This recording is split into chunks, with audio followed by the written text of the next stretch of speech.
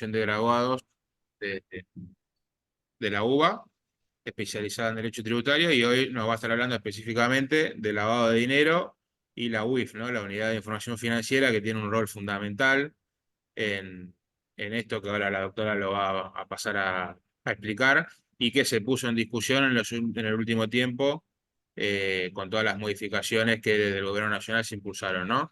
Así que bueno, va a ser una clase introductoria. Les pedimos a todos que mantengan los micrófonos apagados mientras habla la doctora.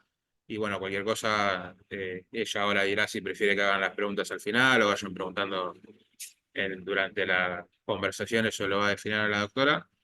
Así que bueno, sin más preámbulos, les agradecemos mucho a todos por conectarse y le dejo la palabra, doctora. Gracias.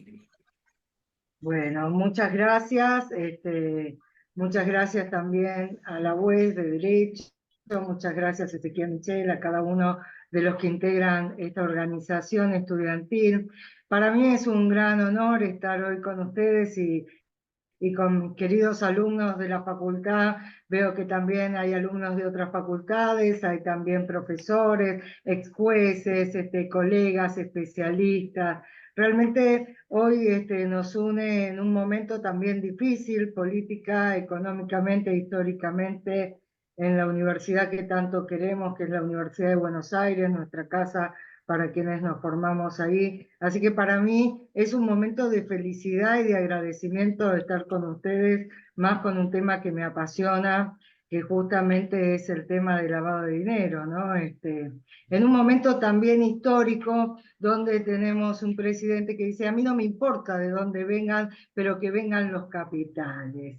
Y ahí vamos a entrar un poco en debate también, no solamente el desarrollo de la reciente reforma en el Código Penal, que no es el primero, es el tercero, sino también mientras analizaba esta parte de la ley, de las reformas, pensando que muchos de ustedes no habían visto nunca estos temas, me hizo llevar a la parte histórica, porque creo que para poder entender las normas, sobre todo siendo estudiantes de Derecho, tenemos que analizar el contexto histórico, el contexto político y social, es decir, no pueden ser analizadas aisladamente ni solamente pensar en qué obligaciones tengo como abogado de informar de estas operaciones sospechosas, el formulario, los ROS, qué es esto de la UIF, sino realmente pensar un poco más, digamos. Yo no les voy a decir esto es así, blanco, negro, rosa, sino solamente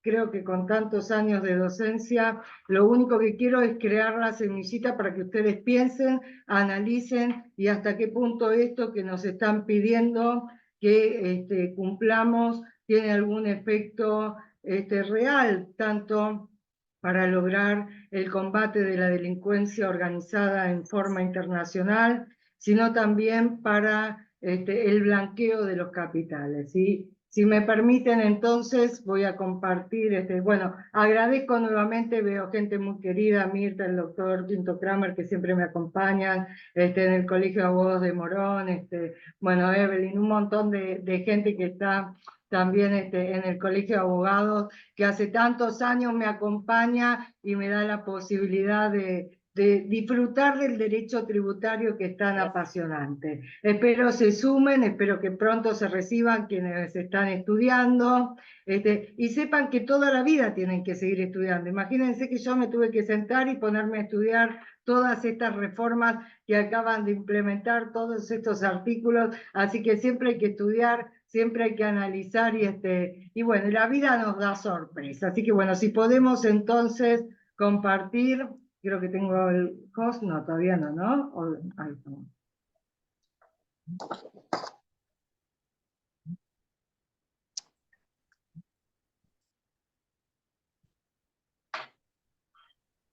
Ahí estamos, ahora sí. Ok. No, no me permite. A ver si me pueden participar ahora. Ahora sí, pareciera. No, no tengo el host. Ezequiel, no sé si me podrían alguno de los dos. Sí, ahí. Ariel o Sí, Pedro. sí, A Pedro, ver ahí, ¿pudiste ahora sí. hablar como anfitrión? Ok, ahora sí. Vamos acá entonces a compartir. Me van a decir si lo ven, vamos a tratar de ampliarlo. Ahí estamos. A ver si lo podemos poner como presentación. Ahí está, hay 2 personas para entrar, no sé si les doy yo o alguien más puede analizarlo ahí. Vamos a hacer un poquito así. Bueno, hoy vamos a hablar sobre lavado de dinero. Entonces, ustedes me imagino que dirán, bueno, ¿de qué vamos a hablar? Entonces, es algo que tenga que ver con las lavanderías, con estas cosas. Bueno, ¿cómo se lava el dinero? Nosotros a lo que nos vamos a referir es justamente a esto que se reforma con la ley 27739, que es el aumento de la escala, los nuevos tipos penales, los sujetos activos, la nueva competencia de la UIF, las funciones, el registro de proveedores de servicios virtuales, las obligaciones de empresas de criptoactivos, las obligaciones de información a cargo de los abogados, contadores y escribanos, el secreto profesional. La verdad que es bastante larga, tiene también las normas reglamentarias, pero no podemos pasar de esta historia sin referirnos a esta persona. ¿Alguien sabe? A mí me gustaría, si pueden tener justamente los micrófonos abiertos y comentar también. ¿Todos lo ubican? ¿Lo conocen? Sí, el mafioso Sí, es Al que lo Capone, Al engancharon Capone, un Exactamente. mafioso Bueno, americano. tiene... por impuestos lo engancharon, ¿no? Ahí está, claro.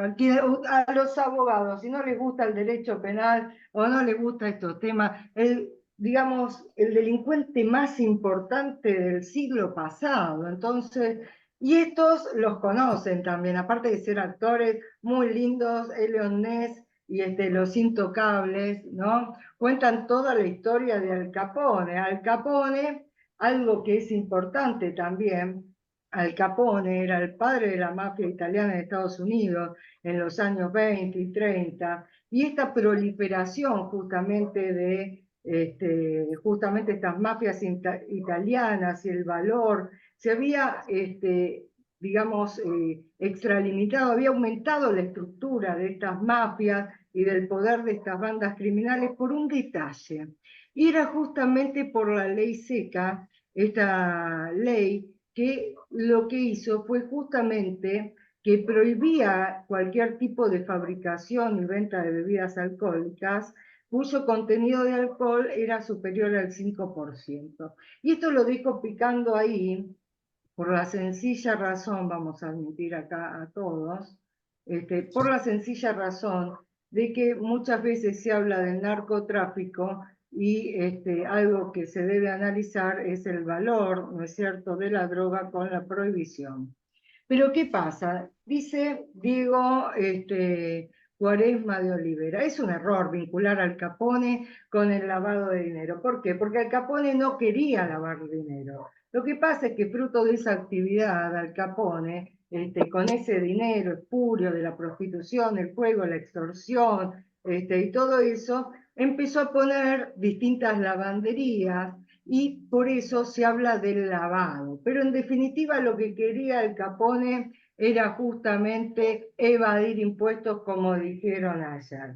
La primera norma que aparece en materia de lavado fue en Estados Unidos recién en el año 1986, Laundering Control Act, que empezó a criminalizar la práctica del lavado de dinero, decir, digamos, a casi 40 años de la muerte de Al Capone.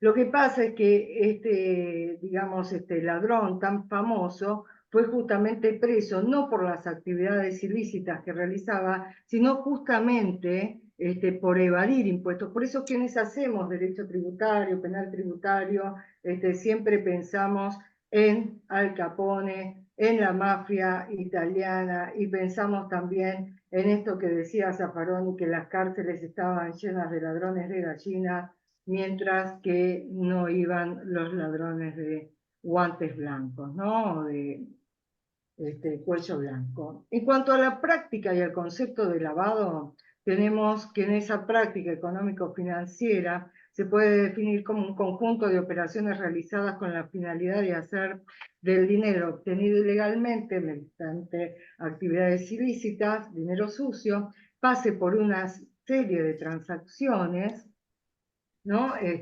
Para poder hacer que ese poseedor original tenga la apariencia de haber sido obtenido legalmente. Gálvora habla de un proceso en virtud del cual los bienes de origen delictivo se integran al sistema económico legal con la apariencia de haber sido obtenidos. Esto que yo les doy la definición, tienen que ir justamente a ver uno de los libros que yo, esto no tomen nota, yo se los voy a dejar este PowerPoint, se los dejo, pero lean también, hay un tratado muy lindo sobre lavado de activos y financiación del terrorismo, editorial La Ley, que justamente lo lleva adelante el doctor Bertazza, y que en este caso esta definición la da el doctor López Vizcayar, cuando habla de la responsabilidad judicial en el marco de los compromisos internacionales asumidos en la materia. Y esto lo digo justamente porque vamos a ver que todo esto que estamos analizando nosotros ahora tiene un origen, y que tiene que ver con esos compromisos internacionales asumidos en la materia. Bueno, continuamos entonces. Bueno, ¿cuáles son? ¿Por qué también dice este autor que alguna como es pregunta ahí? Ahí están. 46, con lo cual hay mucho material de adaptación a las normas internacionales, y si bien se venía trabajando con algunos sujetos obligados ya en la normativa propia de cada uno de los sujetos, pero bueno, ahora se logró incorporar en la ley. También, exactamente, muy bien. Ahí no sé quién más está hablando. Hay alguien que está hablando ahí, lo podemos, ahí está, porque se superpone. Pero está muy bien. Justamente esa persona que estaba haciendo esta acotación no la puedo ver porque estoy con el PowerPoint, pero tiene que ver con eso. Así, por ejemplo, dicen, bueno, tampoco se da justamente esto del lavado de dinero si no pasamos desde la perspectiva del derecho penal económico por 3 etapas, ¿no? La primera etapa, justamente donde se introduce el capital ilícito a través de un blanqueo de capitales mediante el uso de empresas fantasmas, empresas offshore. Y llamo acá la atención también, porque aparece el secreto bancario, ¿no? El sistema financiero, aparece por ahí por el sistema financiero. Y una vez introducido aparece la segunda etapa, donde se colocan una serie de transferencias bancarias, movimientos por dentro y por fuera del país, para que exista una ocultación, ¿no? Un enmascaramiento y el desprendimiento de su origen delictivo para que el capital adquiera la apariencia de dinero limpio. Por último, el sistema financiero global, a través de estas transacciones financieras, puede ser utilizado por un agente que si fuera producto, como si fuera producto de un acto lícito, para la adquisición de inversiones financieras, real estate, vehículos, yates, aviones, acciones, empresas, algo que en nuestro país vemos comúnmente. Continuando con esta cuestión de los organismos internacionales, esto que decíamos recién, justamente de estos convenios y de estos compromisos, y por qué de la historia, aparece en nuestro sistema, en sus orígenes, la OCDE. Quienes hacemos tributario conocemos a fondo la OCDE, porque la OCDE justamente viene, que la OCDE, en realidad, y acá quiero que también presten atención, la OCDE es la sucesora de la Organización Europea para la Cooperación Económica, o sea, es el resultado del Plan Marshall y la Conferencia de los 16, que fue en el año 1948, 1960 justamente, donde su objetivo era establecer una organización permanente encargada, en primer lugar, de garantizar la puesta en marcha de un programa de relación conjunta, el Plan Marshall, y el particular, supervisar la distribución de la ayuda. Estos conceptos están en todas partes, hasta pueden encontrarlos en Wikipedia, en donde ustedes quieran, pero es una mera definición como para que ustedes puedan entender. Esta organización de cooperación y desarrollo, que está formada por 38 estados, que son los estados más importantes y dentro de ellos el grupo de los 8, que luego se transformó en el grupo de los 7, implica el Club de los Países Más Ricos. Estos que para el año 2017 ya eran dueños del 62,2% del PBI nominal. Esto lo dejo para que ustedes vayan teniendo algunas nociones. Entre esos antecedentes también encontramos la Convención de las Naciones Unidas contra el tráfico ilícito de estupefacientes, sustancias psicotrópicas del año 1988, y el GAFI. ¿Qué es el GAFI? Esto que tanto hablamos del Grupo de Acción Financiera Internacional. El GAFI vendría a ser no una sucursal, pero sí un grupo dentro de la OCDE, cuyo propósito, creado en 1989, fue combatir y ayudar al blanqueo de capitales y la financiación, combatir ese blanqueo de capitales proveniente de determinados ilícitos y la financiación del terrorismo. Ese grupo de los 8, Alemania, Canadá, Estados Unidos, Francia, Italia, Japón, Reino Unido y Rusia, que luego fue eliminada, tienen que ver justamente con esta intención de también la Argentina formar parte, no solo de ese grupo, sino también del GAFI, del cual ahora vamos a ver que participa, y justamente también prestar atención que nuestro país, aparte de firmar esos tratados internacionales, tiene en cuenta estas 40 recomendaciones que da el GAFI. Estas 40 recomendaciones van a ser las pautas que va a tomar nuestro país justamente para todas estas leyes que vamos a ver ahora. Vamos a hacer así, esto se los dejo también para que lo vean, pero todo eso relacionado con la cooperación internacional. También aparece en el año 2000, justamente en la Asamblea General de las Naciones Unidas, la resolución 55/25, que aprueba justamente esta convención contra la delincuencia organizada transnacional, más 2 protocolos en ese aspecto. En el 2001 dicta recomendaciones especiales y en nuestros antecedentes normativos encontramos la Ley 25.278 que reconoce al GAFI Sud personalidad jurídica internacional con capacidad. ¿Y qué hace también? Bueno, acá aparecen justamente el GAFI Sud, en Sudamérica, aparecen también otros países que se van sumando, como por ejemplo Colombia, Brasil, bueno, Ecuador, Paraguay, México en 2006, Costa Rica, Nicaragua, República Dominicana, y es así que para ya los años 2017 se le da el nombre de GAFI-LAT, esto que implica de Latinoamérica. Este GAFI-LAT, como decíamos, tenía que ver justamente con la aplicación, a ver si efectivamente en estos países se estaba aplicando estas directrices del GAFI. Sobre todo participan también como observadores Alemania, Canadá, España, Estados Unidos y otras organizaciones como por ejemplo el Banco Mundial, el Banco Centroamericano de Integración Económica, el Banco BID, todos estos que ustedes seguramente escucharon, la Comisión Europea, el Departamento contra la Delincuencia Organizada Transnacional, DOT, el Fondo Monetario Internacional, el Grupo Asia-Pacífico sobre lavado de activos, bueno, y un montón más.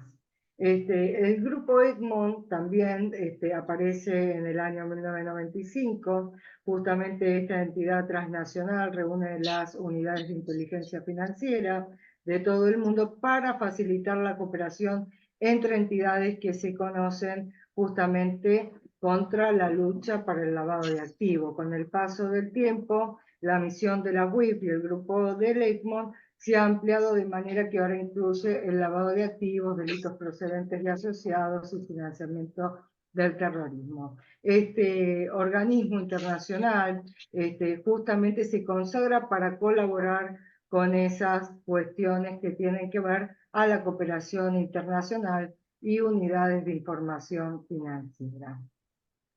Bueno, no me voy a referir en particular porque podemos estar un montón, pero sí les dejo, por ejemplo, qué requisitos deben cumplir las WIF para participar. En Argentina, y esto también es muy importante para mí, sobre todo porque yo en esta época ya era abogada y ya iba a los congresos justamente para aprender qué era esto de las leyes antilavado. Y recuerdo que justamente hablábamos que las empresas financieras, los bancos y todo, eran los obligados a informar. ¿Por qué? Porque el delito que era contenido, que se había fijado justamente en el artículo 278, tenía que ver con el incumplimiento, es decir, la obligación era de informar estas operaciones sospechosas. Ahí vamos admitiendo.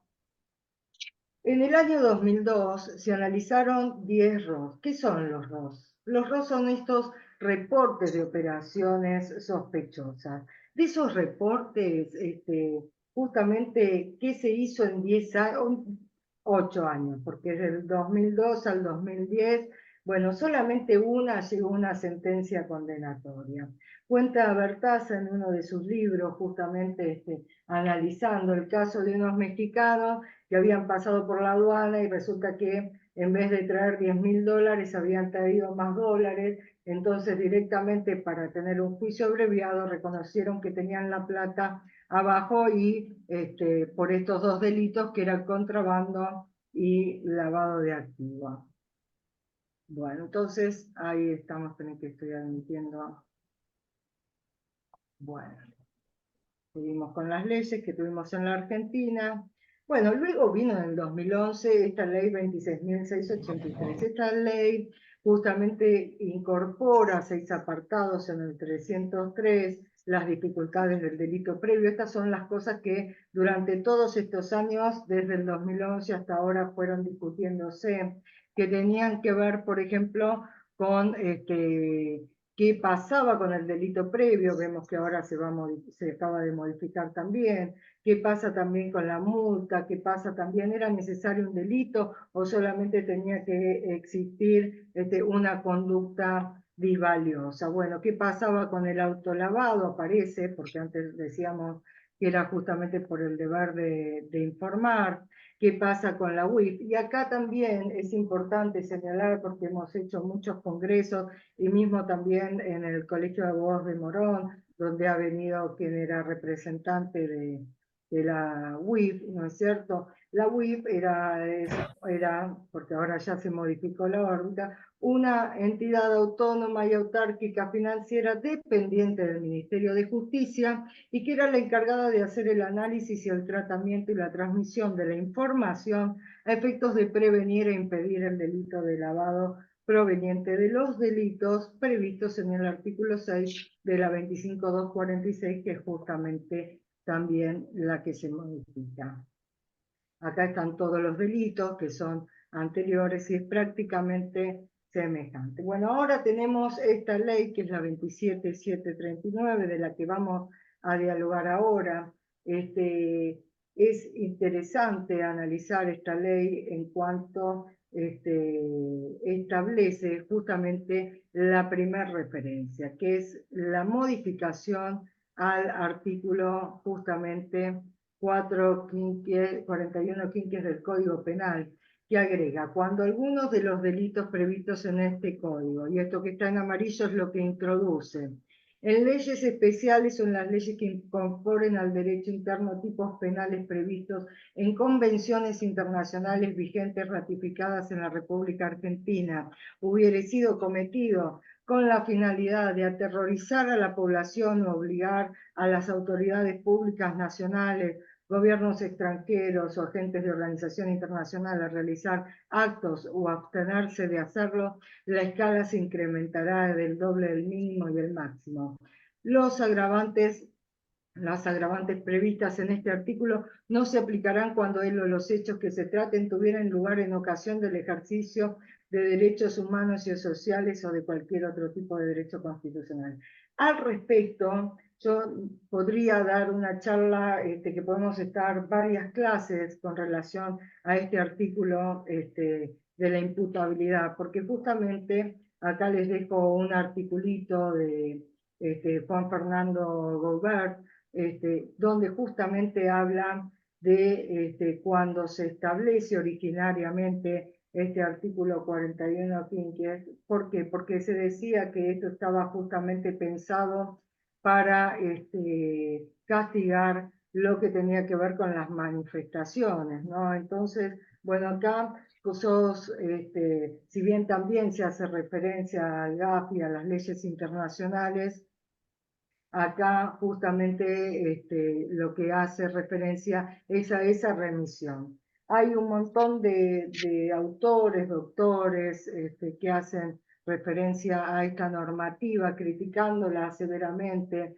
porque en realidad estamos hablando de delitos de peligro, delitos que tienen partes en blanco, que se complementan con otras normas. Imagínense si nos remitimos para sancionar y aplicar esta norma a leyes especiales o leyes que incorporen al derecho interno tipos penales previstos en convenciones internacionales. Bueno, creo que hay muchísimo para hablar, muchísimo para discutir, y bueno, lo dejo para bueno, ver que los jueces y todo. Bueno, en el artículo 2, y acá vamos a entrar también a la parte propia de esto del lavado. Bueno, el artículo 303 dice: será reprimido con prisión de 3 a 10 años y multa de 2 a 10 veces el monto de la operación el que convirtiere, transfiriere, administrare, vendiere, gravare, adquiriere, ojo acá también, que modifica, disimulare o cualquier otro modo pusiera en circulación en el mercado bienes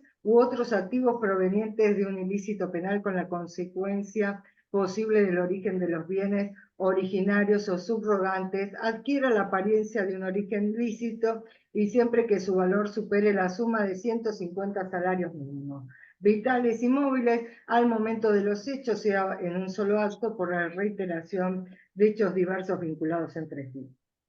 Bueno, esta referencia justamente al valor, ahí hablando, pedimos que apaguen los micrófonos, a ver si puede ser, ahí está.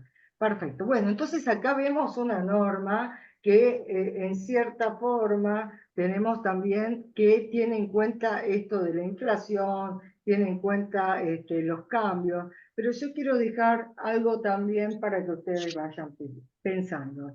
Cuando se establece la ley anterior de lavado, bueno, hoy, ¿cuánto estamos hablando? Quiero que hablemos, ya que estamos hablando de dolarización y todo, pensemos. Bueno, 150 salarios mínimos. El salario mínimo está en 202.800 pesos para ahora, para marzo, nos da 30 millones de pesos, lo que equivale a 30.000 dólares. En el año 2011, justamente el monto era 300.000 pesos, lo que equivalía a 75.000 dólares. ¿Y esto por qué hago referencia? Más allá de cuestiones que vamos a discutir en caso de que ustedes quieran profundizar sobre la forma de atacar delitos a través del lavado, ¿no? Porque esto también es una cuestión de política, decidir qué conductas se van a sancionar. Más allá de los tratados internacionales, nuestra autonomía como país, nuestra soberanía, de establecer qué delitos queremos castigar, tiene que tener en cuenta si nosotros lo que queremos es justamente castigar el blanqueo de esos capitales de origen espurios como método para lograr justamente la eliminación del tráfico de armas o la cuestión del narcotráfico o la cuestión de la evasión. Y hago referencia también a esto porque recientemente con lo que está pasando en Rosario se dijo, bueno, vamos a combatir el narcotráfico a través del lavado. Entonces yo dejaría pensando, ¿es posible combatir estos delitos con estos tipos de delitos? Lo dejo a su criterio. Bueno, continuando. También digo, soy una persona ya de muchos años, cuando yo era chica, todos iban a combatir el narcotráfico. El narcotráfico lamentablemente no se combatió, sino que todo lo contrario, cada vez, digamos, las drogas han sido cada vez más procesadas, de mejor calidad, bueno, y se han ampliado, ¿no?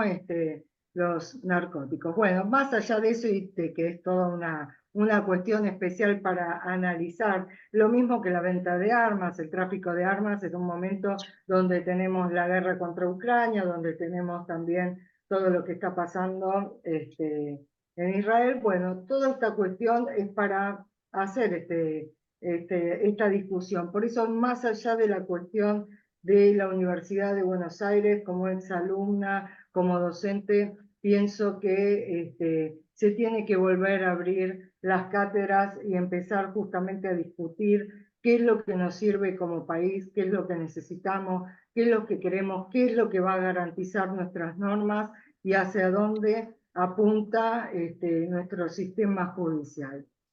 Se aumentan también las penas. Las penas son aumentadas a 1/3 del máximo y de la mitad del mínimo. ¿En qué caso? Cuando el autor realizara el hecho con habitualidad, como miembro de una asociación o una banda formada, cuando el autor fuera funcionario público, bueno, aparte de la inhabilitación especial. La reforma anterior introdujo la responsabilidad de las personas jurídicas. Acá también aparece el que recibiere los bienes, otros activos provenientes de un ilícito penal, con el fin de hacerlos aplicar a una operación, ¿no es cierto?, prevista en el inciso 1.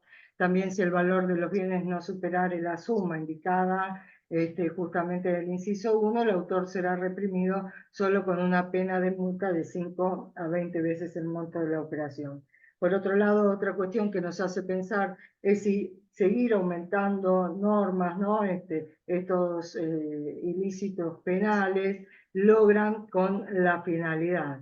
Bueno, las disposiciones de este artículo requerirán, aun cuando el ilícito penal precedente hubiera sido cometido fuera del ámbito de aplicación de este código. Y acá también esto del delito transnacional no terminamos de justamente poder hacerlo efectivo.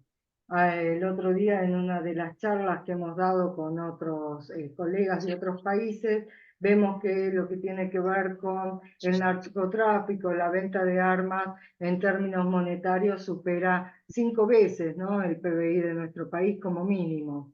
Así que bueno, el artículo 3 ingresa también la sustitución del artículo 306 del Código Penal, que establece que será reprimido con prisión de 5 a 15 años y multa de 10 veces del monto de la operación, el que directa o indirectamente recolectare o proveyere bienes u otros activos de fuerza ilícita o lícita, con la intención de que se utilicen a sabiendas que serán utilizados en todo o en parte para financiar la comisión de un delito con la finalidad establecida en ese artículo 41, que tenía que ver con el terrorismo, por una organización que cometa o intente cometer delitos contra la finalidad establecida, o ya acá tenemos una organización, cuando un individuo cometa o intente participar en la comisión de delitos con la finalidad del artículo 41 para financiar para sí y para los terceros el viaje o logística de individuos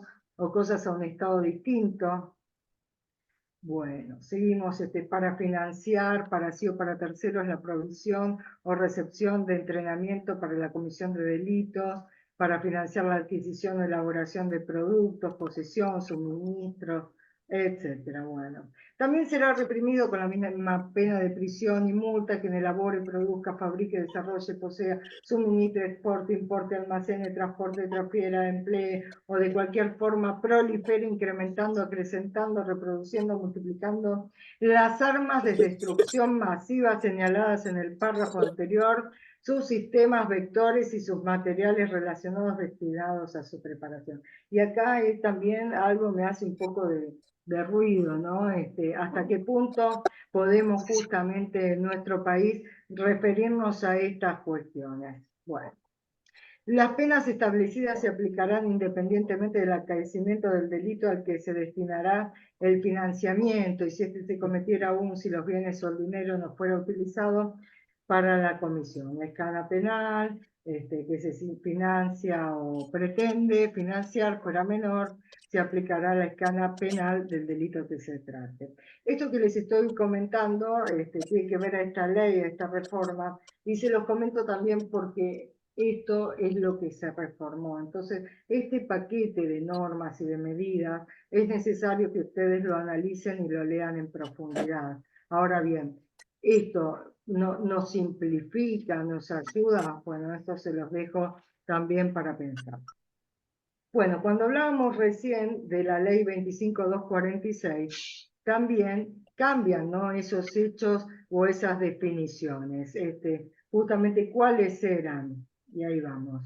Los activos, y creo que esto es lo mejor que tiene esta reforma, es poder saber a qué nos referimos en cada uno de los conceptos, porque mucho de la jurisprudencia y todo muchas veces se da para determinar cuál es el hecho, ¿no? Justamente esa condición objetiva de punibilidad. ¿De qué estamos hablando? De activos virtuales. ¿Y qué son los activos virtuales? Bueno, los activos virtuales son representación digital de valor que se puede comercializar, transferir digitalmente o utilizar para pagos e inversiones.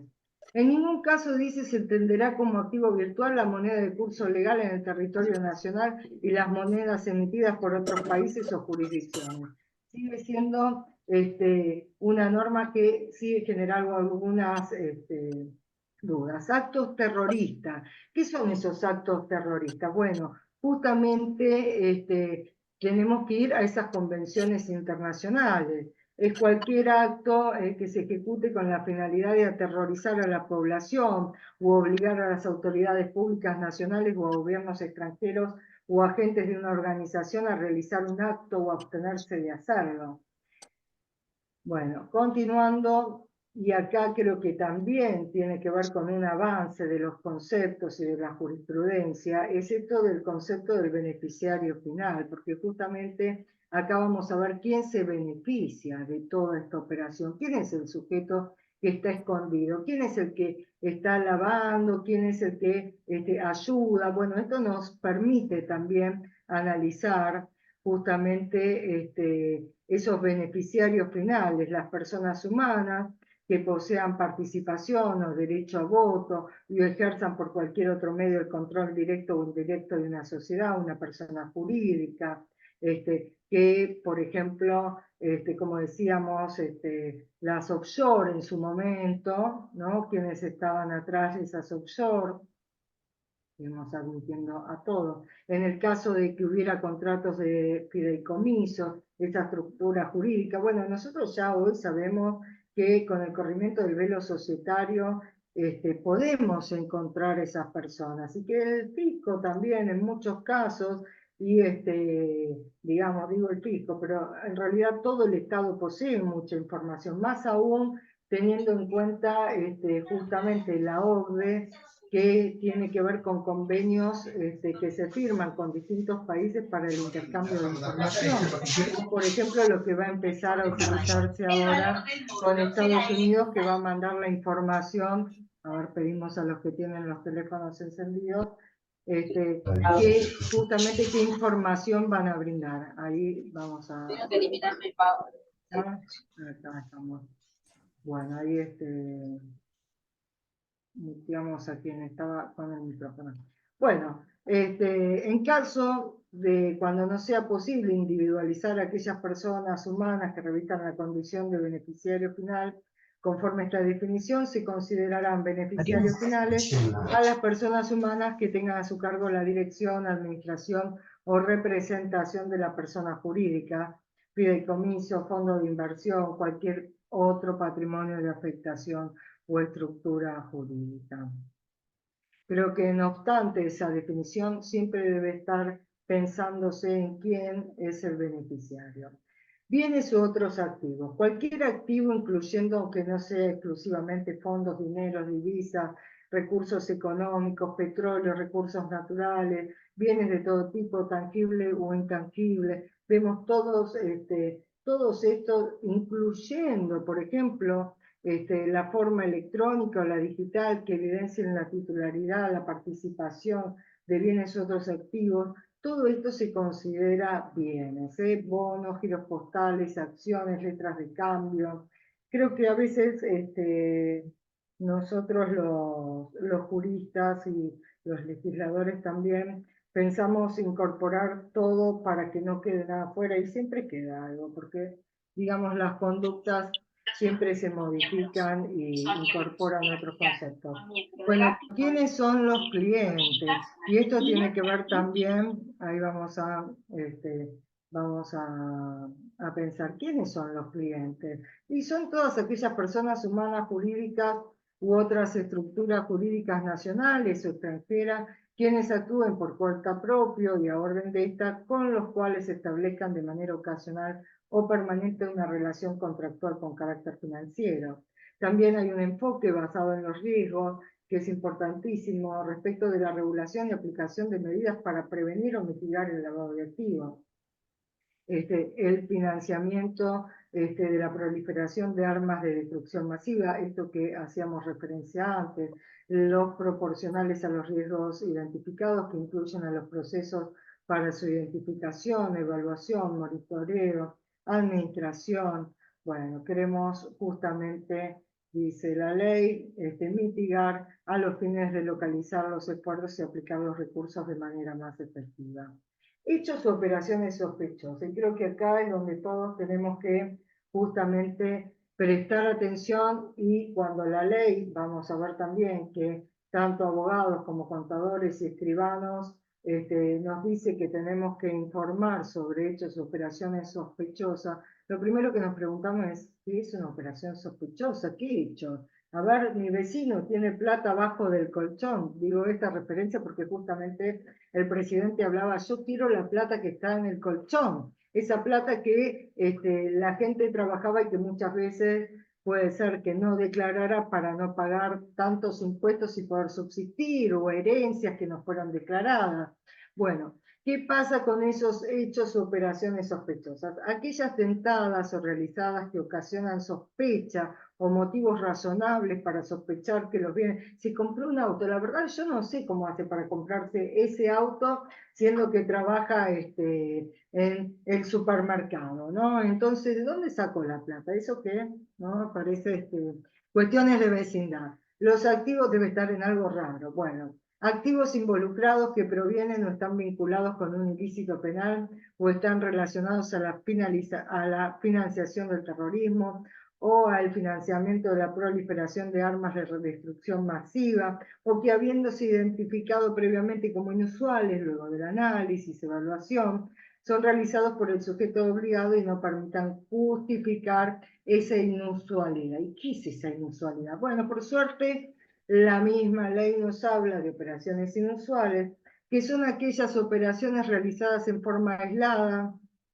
o reiterada, con independencia del monto. Y acá, ¿qué es lo que me quiere decir? Bueno, yo les cuento que siempre, cuando se analizan estos tipos de delitos y todo, en general, la primera parte tenía que ver justamente con transferencias de muy poco dinero para que no se pudieran unificar, o de sujetos distintos para que no pudieran saber el origen, de dónde viene, ¿no? Entonces, con independencia del monto, pero que carecen de una justificación económica o jurídica, y no guardan una relación con el nivel de riesgo del cliente o su perfil transaccional, lo que por su frecuencia habitual, monto, complejidad, naturaleza u otras características particulares se desvían de los usos y costumbres en las prácticas del mercado.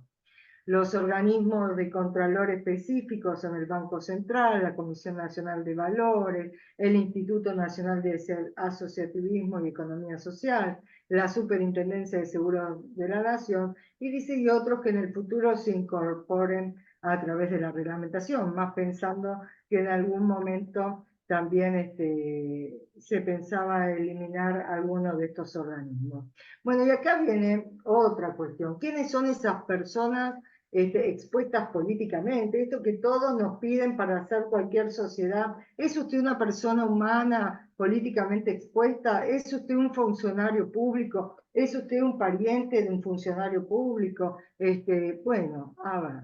Esta es otra de las cosas que creo que deberíamos también pensar y replantearnos también, esto de las personas políticas expuestas políticamente. Entonces, cuando muchas veces hace referencia a la ley a estos sujetos, yo creo que todo esto está muy avanzado y no tiene que ver directamente con las personas expuestas políticamente. Luego lo vamos a analizar en profundidad. Pero estos delitos a veces tienen puestas interpósitas personas o sociedades y nunca podemos llegar tan fácilmente al origen de esos fondos.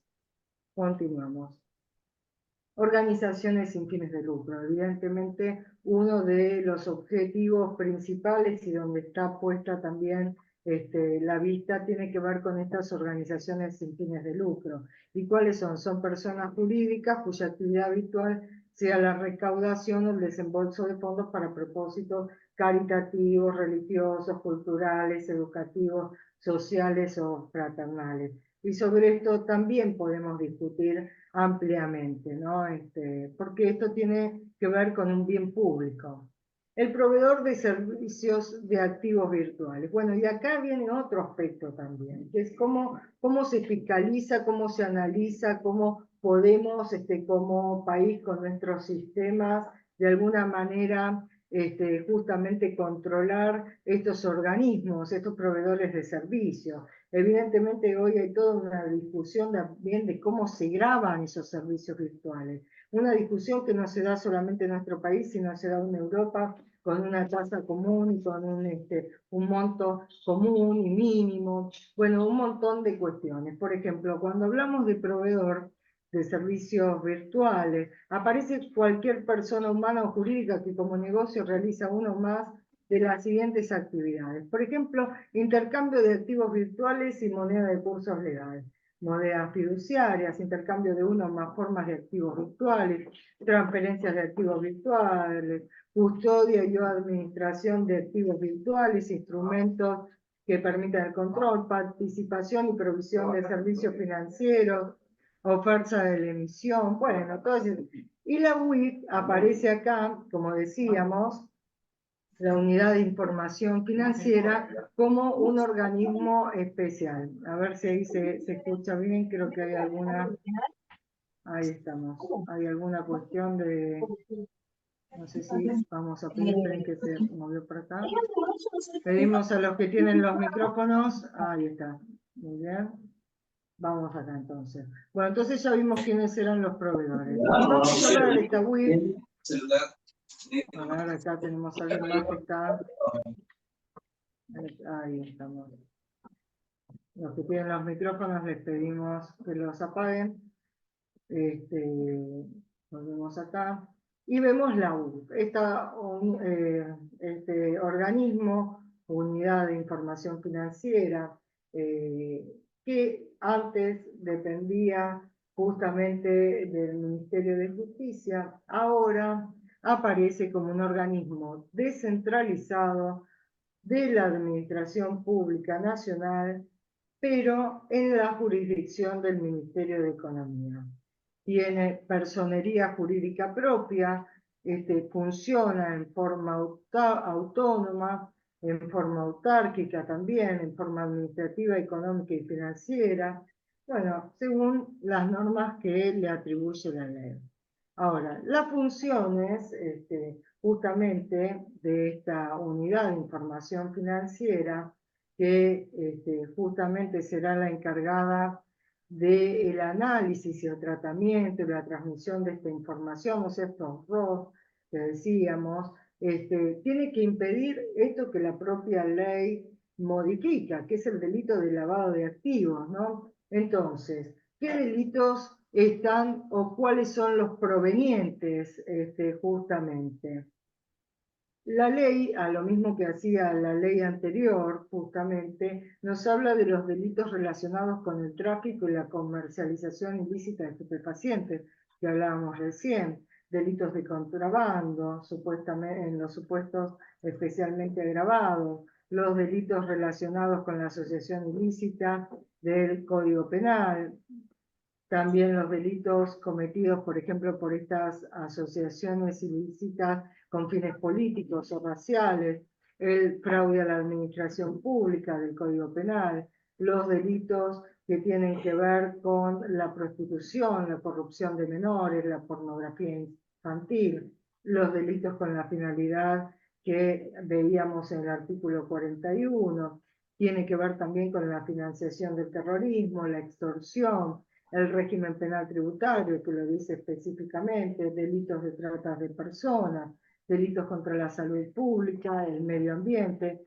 esto también lo establecía la ley anterior, y también en este caso incorpora esto del financiamiento de la proliferación de armas de destrucción masiva, el delito de financiamiento del terrorismo previsto en el artículo 306 y el delito de financiamiento de proliferación que decíamos recién del 306, pero inciso F. ¿Qué otra cuestión tiene que ver esta reforma? Bueno, justamente el inciso G del artículo 9 de la 25246 establece que en no más de 15 días contados desde el vencimiento del plazo establecido, se deberá celebrar una audiencia pública para evaluar las observaciones presentadas y con posterioridad el Ministerio de Hacienda y Finanzas Públicas elevará la propuesta debidamente fundamentada para el Poder Ejecutivo. El artículo 8 sustituye el artículo 13 de la 25246 y establece la competencia de la UIF. Entonces ahí lo mismo que establecía antes, recibir, solicitar, archivar información, disponer, dirigir el análisis de los actos, todo lo que va haciendo, colaborar con organismos internacionales, con el Ministerio Público Fiscal, solicitar informes, documentos, antecedentes, sujetos obligados, ¿no? Quiénes son, el intercambio de esta información financiera, recibir declaraciones voluntarias, requerir colaboración de todos los servicios de información, actuar en cualquier lugar de la República, solicitar al Ministerio Público Fiscal para que éste requiera al juez competente que se resuelva la suspensión por plazo que éste determine de la ejecución de cualquier operación o acto antes de su realización cuando se investiguen actividades sospechosas. Es interesante también que debería existir un sistema a través del cual justamente pudiéramos, quienes van a informar, quienes en estos casos pueden pedir información, a ver, o por ejemplo, nosotros como letrados o podemos, o los contadores también ante una consulta decir, bueno, doctora, y en estos casos que vamos a ver ahora seguido, esto, puede ser que necesitemos pedir, si fuera que vinieran inversiones del exterior, algún dato, alguna certificación más, podemos tener ese trato frente a la UIF para estar seguros de ese dinero que proviene, que no tenga ese antecedente de algún, porque estamos hablando de delitos internacionales, entonces, ¿en qué medida nosotros podemos garantizar que eso provenga de origen lícito? Bueno, se supone que si viene a través de los bancos con un montón de certificaciones, ese origen sería lícito, pero vimos que cuando hablamos de estos tipos de delitos, esa primera etapa ya estaría cumplida. Bueno, también podrá solicitar al Ministerio Público Fiscal que requiera al juez competente el allanamiento de lugares públicos, privados, requisa personal, secuestro de documentación, que arbitre los medios legales necesarios para la obtención de información de cualquier fuente. Esta norma, en definitiva, trabaja poco lo que tiene que ver con cuestiones muy importantes que son las relacionadas a justamente estos activos virtuales, donde no tenemos un lugar. Ahí también vemos que el inciso 7 dispone la implementación de sistemas de controlor interno para personas del artículo 20, es decir, un sistema interno de la Unidad de Información Financiera, que también tiene que contener, y que es importantísimo, el secreto fiscal, el secreto no fiscal, el secreto de la información que maneja. Entonces, este sistema de controlor interno, que depende directamente del presidente de la Unidad de Información Financiera, en caso de los sujetos obligados que cuenten con órganos de contralor específicos, aplicar sanciones también, ¿no es cierto? Puede organizar y administrar archivos, emitir directivas o instrucciones, disponer la comunicación inmediata al Ministerio Público Fiscal para que se investigue. Recuerdo hace tiempo atrás, y aunque no lo dice, yo creo que nos visitó quien estaba en ese momento a cargo de la UIF y pasaba, hablando de delito, ustedes saben que mi especialización es en tributario, no había una comunicación directa entre la UIF y la AFIP. Entonces, muchas veces quedaba como esto de la información que pasa entre las distintas partes de los organismos del Estado, queda trunca. Entonces, acá aparece ese inconveniente, pero siendo que pertenece dentro de la órbita de economía, y pensando también que puede hacer estos requerimientos al Ministerio Público Fiscal, pareciera ser que eso va a funcionar mejor. Además, habla de justamente disponer sin demora. ¿Por qué? Porque esto que decíamos antes está relacionado con estos organismos internacionales. Entonces, muchas veces el juzgado federal con competencia penal va a requerir también un examen de legalidad y justamente mantener un canal de comunicación con el Ministerio de Relaciones Exteriores, ¿no? Entonces, ¿qué pasa después con el congelamiento de bienes? Vemos que toda esta parte tiene que ver que, en algún momento creo que lo dije, hay un procedimiento especial en el cual los bienes se ponen a disposición justamente del Poder Judicial. Hay un decomiso de esos bienes que están relacionados con estos delitos, pero bueno, se requiere que todos estos organismos y estas instituciones trabajan en forma conjunta. A su vez, establece la norma que justamente el beneficio de alguna persona o entidad que sea designada por el Consejo de Seguridad de las Naciones Unidas en el marco de lo establecido en el capítulo anterior. Yo les diría también que vuelvan a revisar, como decíamos en un principio, toda esta ley que le da personería jurídica al GAFI, ¿no? ¿Cuántas cuestiones hacen a ese reconocimiento de personería jurídica? ¿Cuántos beneficios tienen también en materia de impuestos, en materia de la sede, inmunidad, ¿no? Cosas que esos funcionarios tienen en nuestro país. Bueno, y el registro público de las personas, todo lo que tiene que ver con la identidad de actos de terrorismo que puedan estar vinculados con acciones delictivas previstas en el Código Penal. Continuando con esta normativa, también tenemos, por ejemplo, la obligación de información.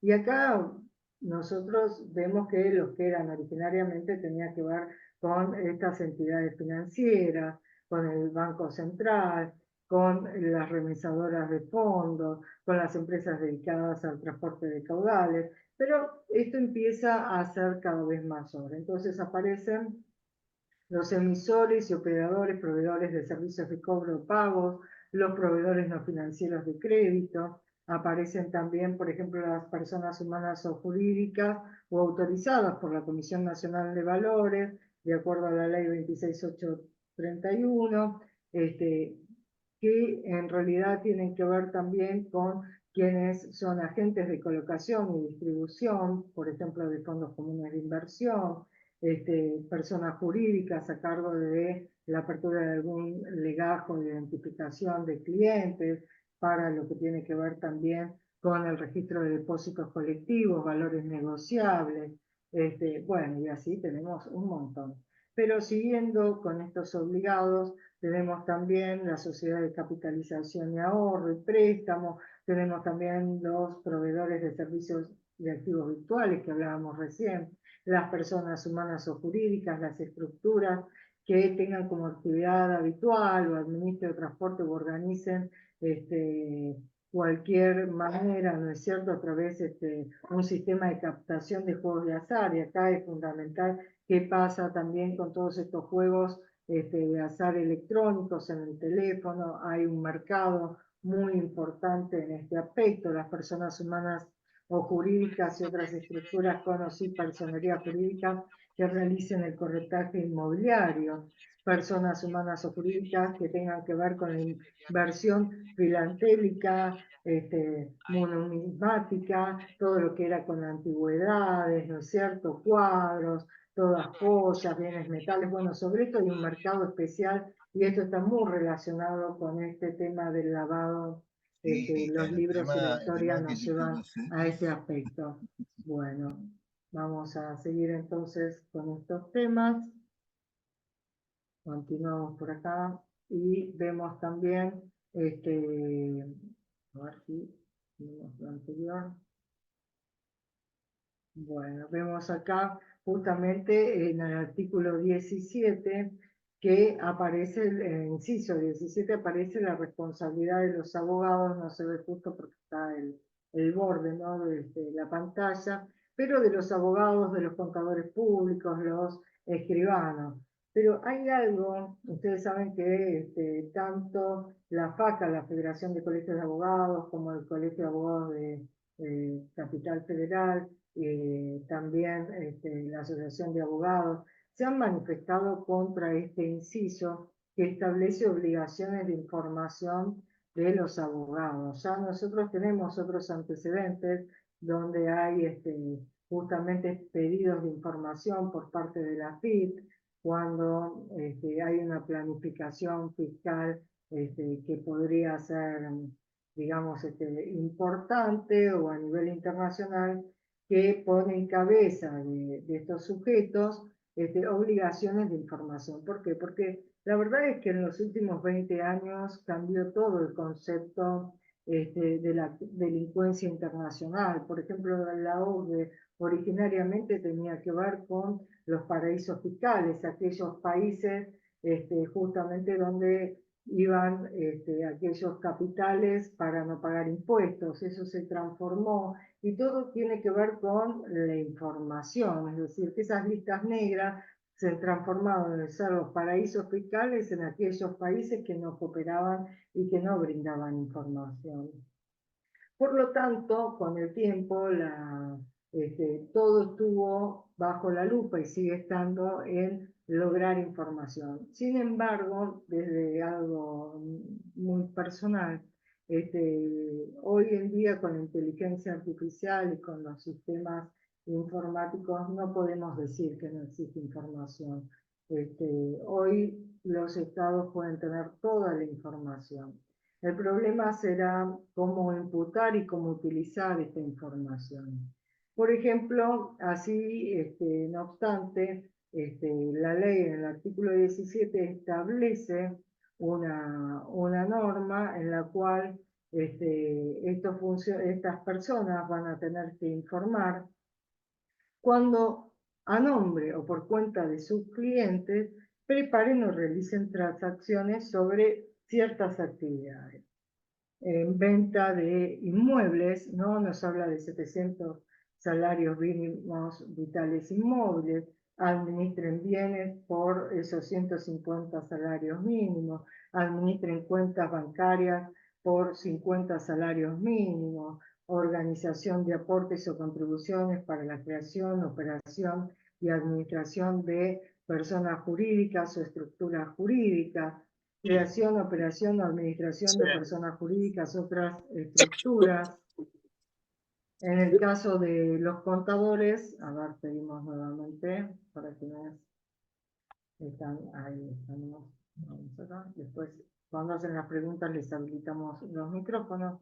En el caso de los contadores, quedan comprometidas además las transacciones señaladas, la confección de informes de auditoría de los estados contables. Bueno, este es un caso particular porque acá tiene que ver con su responsabilidad profesional, qué información va a brindar y la certificación.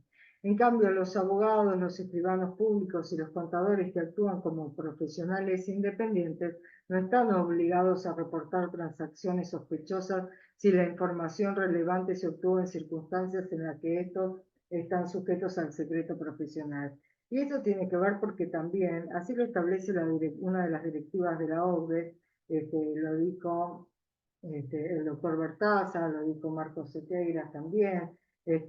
Tenemos que separar las aguas. Ahora, ¿qué pasa con eso que administran? Bueno, realmente es una situación difícil como administradores, tiene que ver con una función especial, digamos, y creo que deberíamos analizar, para los abogados muchas veces es fácil cuando nos llega un pedido de que actuemos como defensores, como, digamos, asesores, pero el problema está cuando formamos parte de esas organizaciones o en cierto modo nuestra actividad pudiera servir para que se logre el lavado de esos activos. Así que bueno, esto como para analizar y vamos a ver también que la ley sigue estableciendo obligaciones, por ejemplo, a otras personas humanas, jurídicas, que de manera habitual preparen, efectivicen o lleven a cabo cuestiones que tengan que ver como director, apoderado, socio o una posición similar, que provean un domicilio legal, es decir, acá ya participan directamente o actúen como fondo fiduciario. ¿Qué pasa con los registros públicos, los organismos representativos de fiscalización y control, los organismos de administración pública, ¿no? Esas entidades descentralizadas, el Banco Central, la Administración Federal de Ingresos Públicos, la Superintendencia? Bueno, también están obligados a informar.